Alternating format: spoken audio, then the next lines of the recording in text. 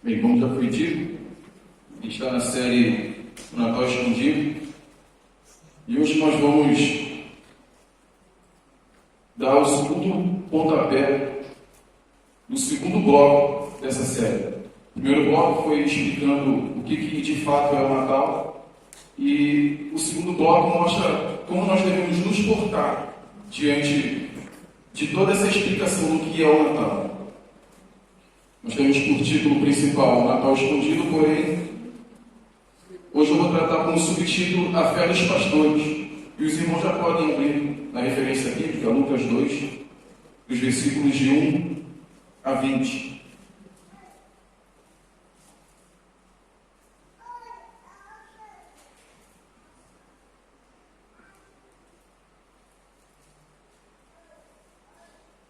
Amém? E diz assim: Naqueles dias foi publicado um decreto de César Augusto, convocando toda a população do império para recensear-se. O primeiro recenseamento foi feito quando Quirino era governador da Síria. Todos iam alistar-se, cada um à sua própria cidade.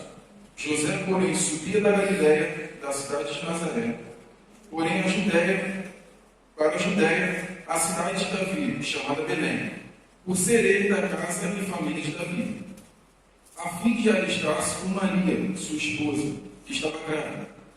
Estando eles ali, aconteceu completarem-se os dias, e ela deu à luz a seu filho primogênito, enfaixando-o e deitou numa manjedoura, porque não havia lugar para eles na hospedaria. Havia, naquela mesma região, pastores que viviam nos campos e guardavam seu rebanho durante as vigílias da noite. E um anjo do Senhor desceu aonde eles estavam, e a glória do Senhor brilhou ao redor deles, e ficaram tomados de grande temor. O anjo, porém, lhes disse: Não temais, eis aqui vos trago boas novas, de grande alegria, que os será para todo o povo.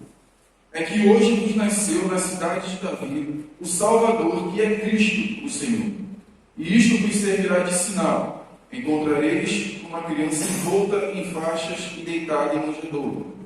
E subitamente apareceu com um anjo uma multidão da milícia celestial, louvando a Deus, dizendo: Glória a Deus nas maiores alturas, e paz na terra entre os homens, a quem Ele quer bem. E ausentando-se deles os anjos para o céu, diziam os pastores uns aos outros: Vamos até Belém e vejamos os acontecimentos que o Senhor nos deu a conhecer. Foram apressadamente e acharam Maria e José e a criança deitada na manjedoura. Vendo-o, divulgaram o que lhes tinha sido dito a respeito deste menino. Todos os que ouviram se admiraram das coisas referidas pelos pastores. Maria, porém, guardava todas estas palavras, meditando-as no coração. Voltaram então os pastores, glorificando e louvando a Deus, por tudo que tinham ouvido e visto, como lhe fora anunciado. Antes da gente começar a exposição de fato, eu queria fazer 3 considerações. A primeira não é bem expositiva, mas eu acho muito pertinente quanto ao assunto geral, que é o Natal. Mas a segunda e a terceira vão introduzir a nossa mente à exposição de fato. A primeira consideração tem a ver com um assunto que é muito comentado nos nossos dias. E uma pergunta surge quando nós pensamos em Natal. Qual é a visão que vem na sua mente quando você ouve essa palavra, Natal? Certamente, crente como você é, você vai pensar naquela mesa farta, cheia de comida, rabanada e por aí vai. Eu não quero tocar no assunto do Natal para falar mal da cultura natalina de final de ano. Pelo contrário, eu gosto muito desse clima natalino. Porém, a nossa cultura, com o tempo, fez com que a gente perdesse de vista o assunto principal do Natal.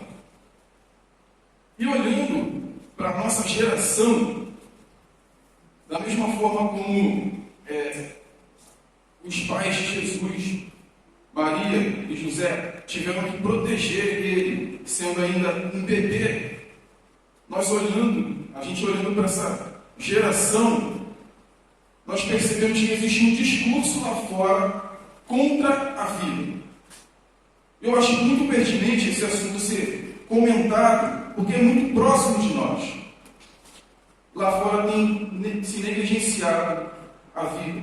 E como nós devemos nos portar diante disso? Eu já percebi diversas vezes de homens, e principalmente mulheres, que lançam um discurso dizendo: eu não posso ter filhos hoje, olha como o mundo está. É corrupção para lá, corrupção para cá. Como é que eu vou colocar mais uma pessoa no mundo para se corromper também? Olha, eu devo te dizer que as mulheres israelitas têm muito que ensinar para nós. As mulheres no tempo de Jesus Cristo, ou antes, lembravam da palavra dos profetas, das profecias que eles davam, como Isaías, que dizia que Jesus Cristo ia vir em forma de menino. E elas queriam ser agraciadas pelo próprio Deus, serem favorecidas por engravidar do Messias. Por que não olhar para isso como exemplo? Por que hoje a gente não olha para a fé daquelas mulheres e pense hoje em dia: o meu filho será o próximo crente que vai mudar a sua geração? O meu filho não vai ser o influenciado, mas vai ser o influenciador pelo poder do Espírito Santo.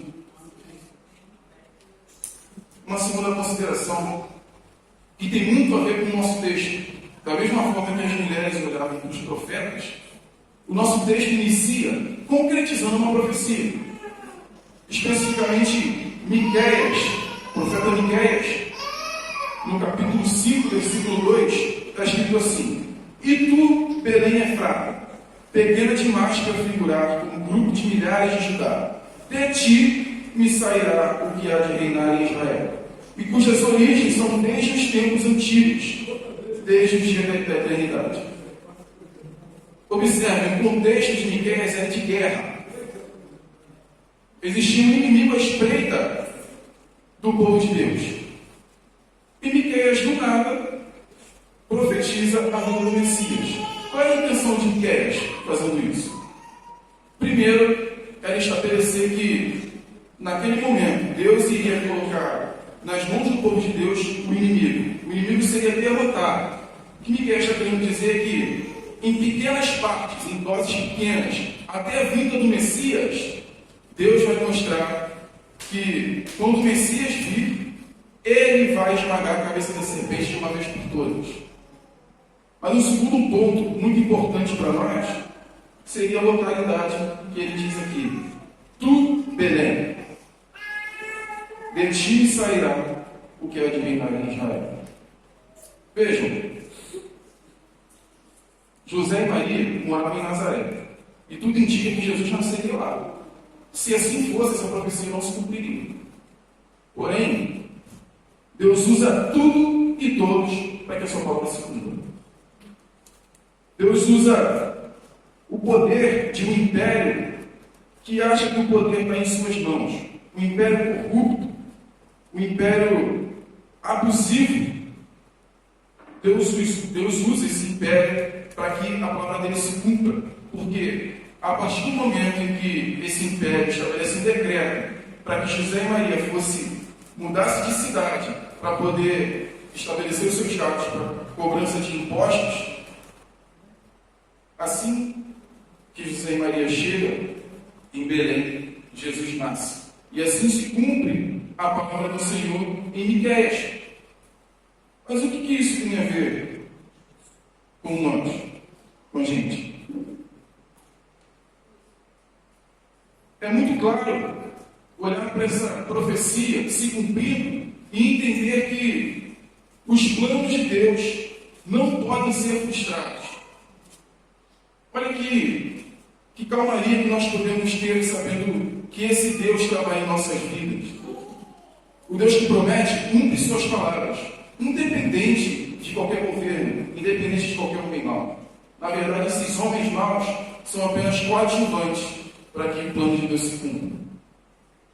E tem uma terceira consideração que também tem muito a ver com o nosso texto, o perfil dos pastores.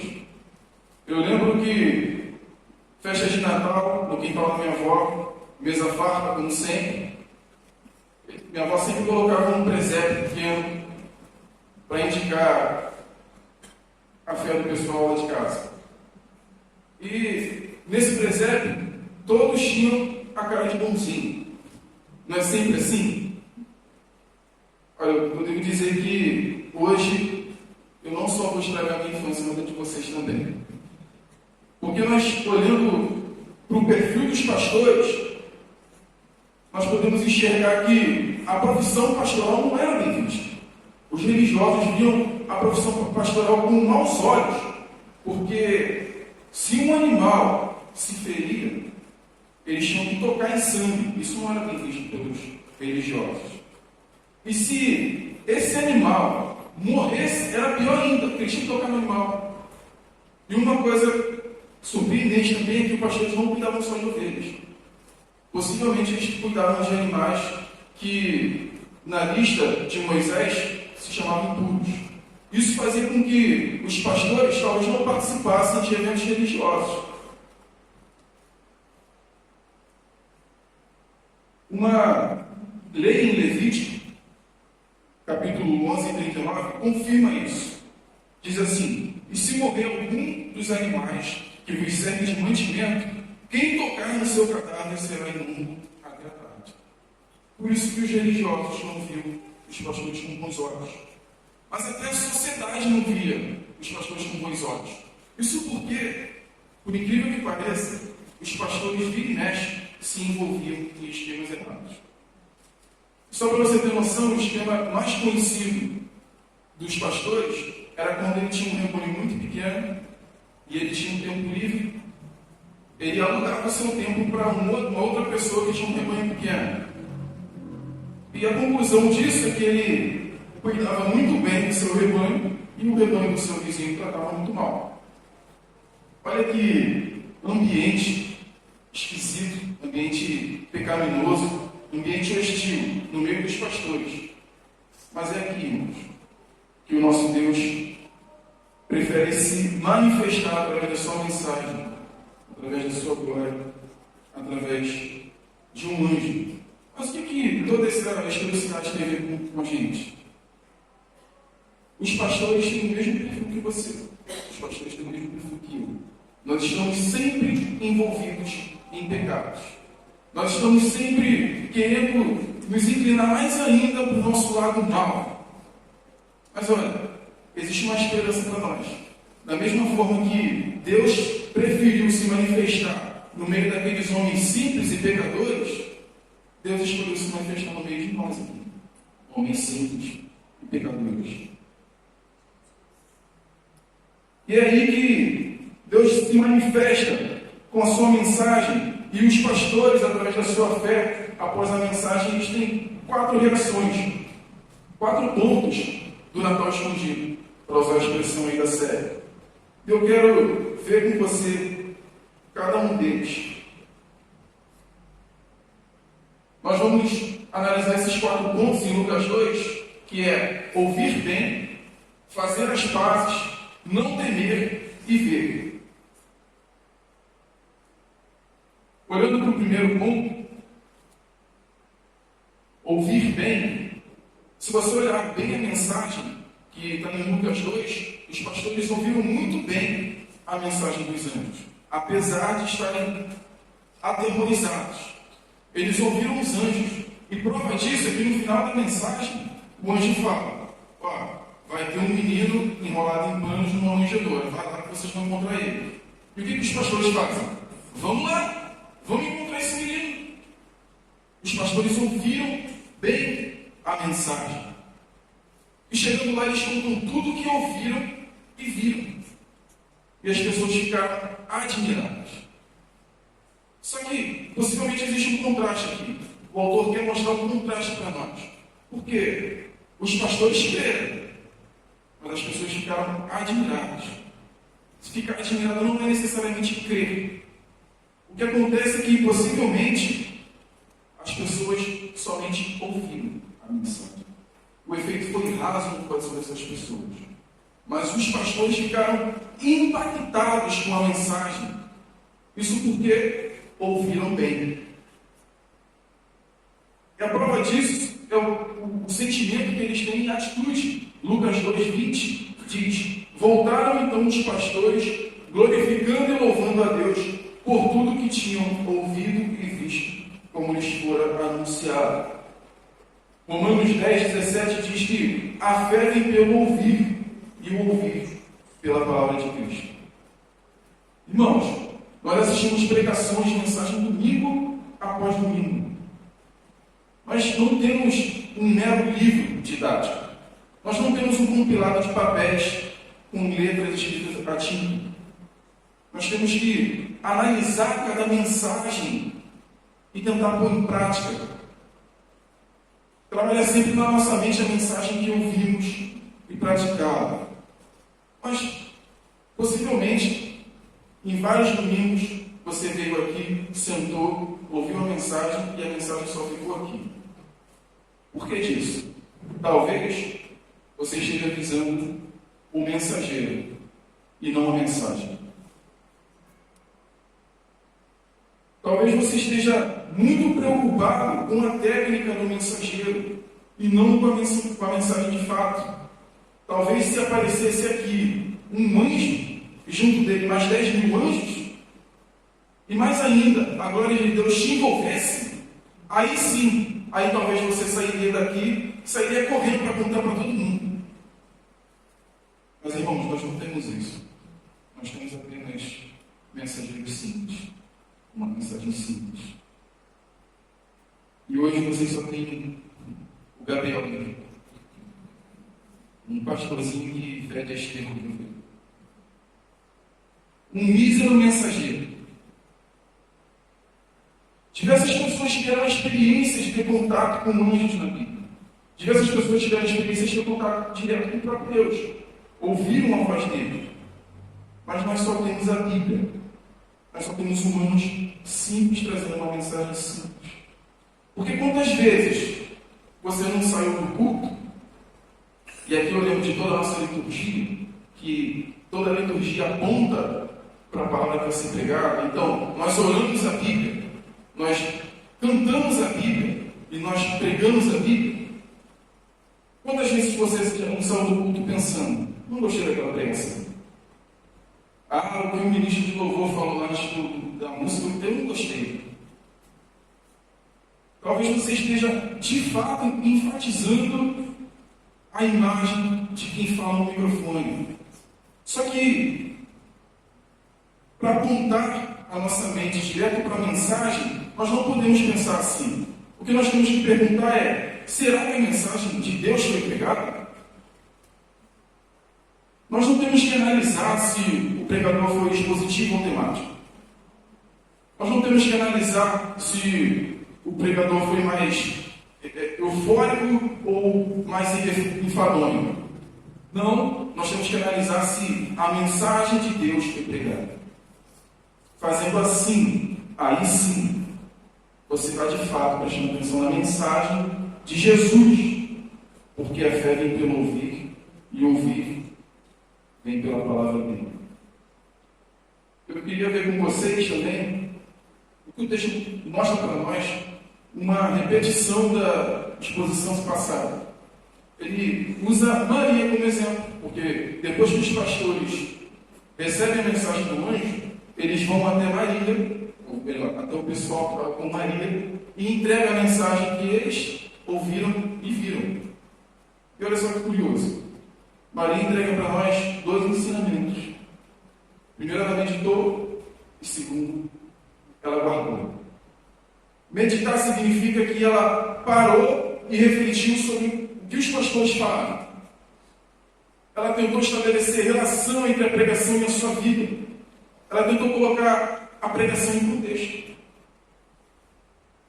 Na maioria das vezes, uma afirmação tem diversas outras aplicações que você só consegue perceber quando você medita. A pergunta que deve surgir quando é entregue uma mensagem é: o que essa palavra significa? como ela se ajusta às outras verdades. Portanto, meditar é tentar entender a mensagem recebida. Mas existe um segundo aspecto, um segundo sentimento de Maria. Ela guardou a mensagem. E guardar aqui não é uma mera técnica. Guardar na vida está muito entrelaçado ao sentimento. Por exemplo, o texto que a gente leu hoje: guardei a tua palavra no meu coração. Nós estamos vendo aqui uma expressão poética, uma expressão totalmente amorosa quanto à palavra de Deus. Isso significa que estamos dispostos a permitir que a palavra nos afete profundamente. Foi isso que Maria fez quando ela meditou. Timothy Keller, acho que não vai dar para ler ainda, está bem pequeno. Timothy Keller, definindo muito melhor o que é guardar, ele escreveu: guardar, em certo sentido, quer dizer pregar para mim mesmo, lembrar a mim mesmo a preciosidade, o valor, a maravilha e o poder da verdade particular que estou entesourando. É perguntar a mim mesmo: em que minha vida seria diferente se eu cresce mesmo nisso do fundo do coração? Em que meu pensamento, sentimentos e ações mudariam? Como mudariam os meus relacionamentos? Como mudariam a minha vida de oração, meus sentimentos e atitudes para com Deus? E para fechar com chave de ouro, ele definiu também esses dois sentimentos de uma vez só. Se não fizer as duas coisas, meditar na palavra de Deus e guardá-la, você não ouvirá de verdade a mensagem. Seus ouvidos sim, mas não somente seu coração. A mensagem não calará fundo, não o consolará, nem o convencerá ou transformará. Vocês conseguem perceber a importância de agir como Maria? De meditar na palavra e guardar essa palavra? E tem um segundo ponto do Natal escondido, que é fazer as pazes. A mensagem dos anjos diz: paz na terra entre os homens a quem lhe quer bem. Mas que paz seria essa? Será que são todas as contas pagas? Carro na garagem, casa na praia? Bom seria, né? Mas não é isso que o anjo está falando. O que o anjo está dizendo é que nós estávamos afastados de Deus, guerreando todos os dias para estabelecer o nosso próprio reinado em nossa vida. Nós o tempo todo queremos substituir Deus por nós mesmos. Nós queremos dirigir as nossas vidas. Portanto, paz na terra significa que não somos mais inimigos de Deus. Não guerreamos mais com Deus. Existe agora entre nós e Ele paz por meio de Jesus Cristo. Agora, e se eu continuar ainda hostil? Se eu ainda quiser me estabelecer eu mesmo como rei da minha vida? O que isso significa? Significa que, da mesma forma que você entra em conflito com Deus, os seus relacionamentos com o próximo também são conflitantes. Por isso que o texto diz: paz na terra entre os homens a quem Ele quer bem. E existem outros textos que complementam isso que eu estou falando. Jamais pense que você tem paz com Deus se você não tem paz com seu irmão. O texto de 1 João 4,20 diz o seguinte: se alguém disser ama a Deus e odiar o seu irmão, é mentiroso, pois aquele que não ama o seu irmão, a quem vê, não pode amar a Deus, a quem não vê. Olha que impactante, irmão.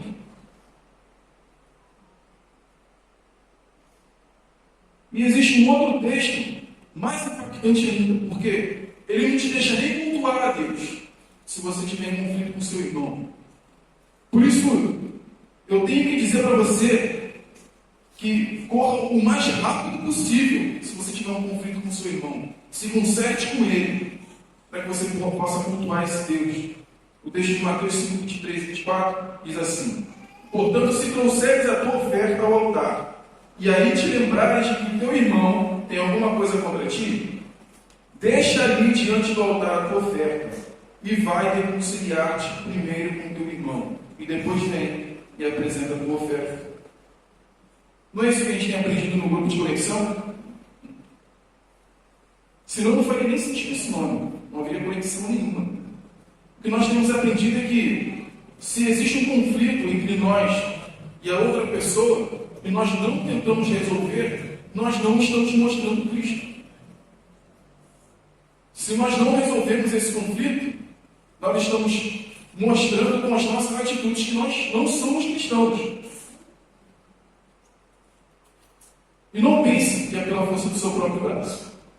Existe um caminho para isso. O divino se encarnou e se fez homem. Sendo assim, houve reconciliação entre Deus e os pecadores. Mas o que mostra que aceitamos essa reconciliação? Faça-se uma pergunta. Eu me afasto da minha independência e vivo a dependência de Deus? Ou ainda insisto em fazer o que quero da minha vida? Você ainda quer estabelecer esse reinado? Essa é a pergunta. Mas eu lembro para você que existe um jeito mais sutil ainda. Um jeito bem religioso. Você pode dizer: eu vou obedecer a tudo o que a Bíblia me mandar fazer. Olha que crente exemplar. Olha que ortodoxia. Eu vou fazer tudo o que a Bíblia me mandar.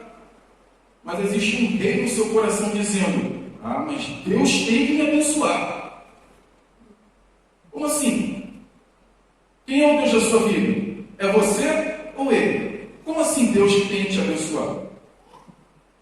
Aceite a mensagem do Natal escondido. Faça as pazes com Deus e tenha verdadeira paz entre os homens. Primeiro, reconheça que existe um conflito entre você e Deus e você e seu próximo. Segundo, se afaste de qualquer obra própria que tente te salvar. E terceiro, reconheça que, por meio do favor imerecido de Deus, você precisa urgentemente de Jesus Cristo. Um terceiro ponto do Natal escondido, que também está na mensagem dos anjos, é: não temos ou não temais. Não temer. E aqui existe um pano de fundo, algo que possivelmente está na cabeça daqueles pastores que nós não conseguimos enxergar. Se você olhar, é muito comum a aparição de anjo e ao mesmo tempo as pessoas ficarem aterrorizadas. Isso porque, se olharmos para o jardim do Éden, onde Adão e Eva pecam, Deus estabelece, depois da expulsão desses dois, Deus estabelece na porta do jardim do Éden anjos com espadas flamejantes, estabelecendo o juízo de Deus. O que passa na cabeça dos pastores é: nós estamos perdidos. Tem um anjo aqui, o juiz de Deus. No Antigo Testamento, o anjo normalmente estabelecia a mensagem de Deus e o juízo de Deus. Olha, por exemplo, o que o anjo diz para Ló, em Gênesis 19, 13, antes de destruir Sodoma e Gomorra: pois vamos destruir este lugar, porque o seu clamor se tem aumentado, chegando até a presença do Senhor, e o Senhor nos enviou a destruí-lo. Mensagem de juízo. E para completar, ainda existe a aparição envolvendo-nos, a aparição da manifestação da glória de Deus. Algo que era muito incomum aos homens. Só o sumo sacerdote tinha um certo contato com essa glória no Santo dos Santos, e mesmo assim ele entrava com muito medo de ser consumido. Mas olha, irmãos, apesar disso tudo, a glória de Deus se manifesta para aqueles homens. Um ambiente totalmente desprezado. Novamente, para homens maus, comuns e simples. Isso nos leva ao quarto ponto da mensagem. Vejam, olhem para o menino na manjedoura. Eis que o Messias profetizado nasceu. Hoje é a mensagem de reconciliação. Vocês não serão consumidos, mas serão revividos. E como fazer para não ter medo? Surge a pergunta. E o anjo responde: olhe para o menino enrolado em panos, deitado na manjedoura. Se vocês fizerem isso, vocês jamais terão medo novamente. As traduções modernas desse texto tiram uma palavrinha que é muito importante, porque eles consideravam ser uma palavra arcaica, muito antiga.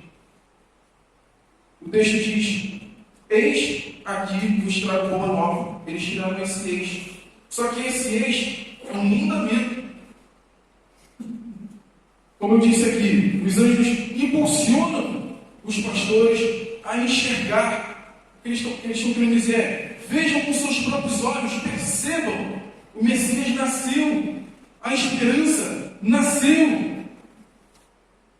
O que tem te dado medo? A guerra? Não se preocupe, ele é o nosso general. O que tem te dado medo? A fome? Não se preocupe, ele é o pão da vida. O que tem te dado medo? A miséria? Ele é o tesouro que deve estar no nosso coração. O que tem te dado medo? A morte? Nos tempos. Ele venceu a morte. O que tem te dado medo? O pecado? Ele se fez pecado em seu lugar e pagou a dívida impagável. Quer a solução para os seus temores? Ouça essa mensagem. Olhe para o menino na manjedoura. Olhe para Jesus Cristo na cruz, a encarnação do próprio Deus. E resumindo aqui todas essas aplicações no qual já temos exposto até aqui, existem 4 mensagens fortes para nós. Escute bem. Não trate a mensagem de Deus como qualquer outra coisa. Se você ouvir bem, eu te garanto, ela vai impactar a sua vida. Segundo faça as pazes. O pecado trouxe um conflito entre você e Deus, entre você e o próximo. Mas Jesus, através do seu ato na cruz, nos tornou ótimos reconciliadores. Se você for esperar por você mesmo para se reconciliar, esquece. Não é por sua força. Jesus garante isso. Basta apenas você se deleitar, descansar. Ele é quem toca no seu coração para que você se reconcilie. Terceiro ponto: não temos. Antes de Cristo, se entrássemos em contato com esse Deus, nós seríamos consumidos pela santidade dele. Mas por meio de Jesus Cristo, o Deus homem, temos acesso direto ao Deus Pai. Você entende isso? Nós temos uma vida eterna. Essa eternidade tem contato diretamente com o extraordinário. Por isso precisávamos de um ser extraordinário para pagar essa dívida. Mas o pecado foi cometido por um homem. Ou seja, a dívida tem que ser paga por um homem. Por isso que você nunca pagaria essa dívida. Foi preciso Deus ser extraordinário, se encarnar em Jesus Cristo, para ser 100% Deus e 100% homem, para pagar a minha e a sua dívida. E glória a Deus por isso. E a última mensagem é: vejam, você jamais poderá ter todas essas atribuições por esforço próprio. Você jamais escutará bem, você jamais fará as pazes, você jamais não temerá, se você não olhar para Jesus Cristo. Portanto, a mensagem final da mensagem de hoje é: olhe para Jesus Cristo. Olhe para o menino, olhe para essa esperança que Deus enviou até nós. Vamos orar para que a palavra de Deus se infiltre no nosso coração. Senhor Deus e Pai, muito obrigado por essa mensagem. Muito obrigado porque nós não sabemos como agir. Mas graças a Deus, Pai, porque o Senhor nos enviou esse livro, esse compilado de papéis, escrito por tintas, mas que tem uma mensagem incrível e extraordinária. Muito obrigado, porque é aqui que o Senhor nos ensina a te obedecer. Mas nos ensina, Pai, através do Teu Espírito Santo, a não tratar esse livro como um mero livro didático. Nos ensina, Pai, a meditar e a guardar essa mensagem. Que o Teu Espírito Santo transforme o nosso coração a cada mensagem e que as nossas atitudes mudem para a honra e glória do Teu santo nome. Amém.